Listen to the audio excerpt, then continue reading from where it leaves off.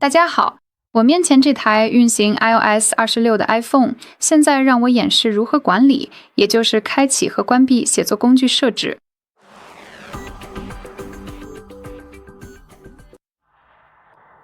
首先，我们需要打开设置，然后向下滚动，找到屏幕使用时间这个选项。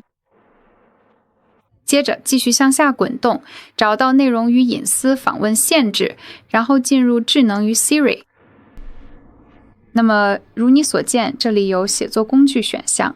在我的设备上，这个功能是允许的，但当然，如果你想关闭它，只需选择不允许；如果你想开启它，只需选择允许。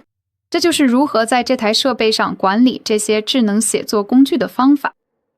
好的，这就是全部内容了。非常感谢您的观看，请点击订阅按钮并点个赞。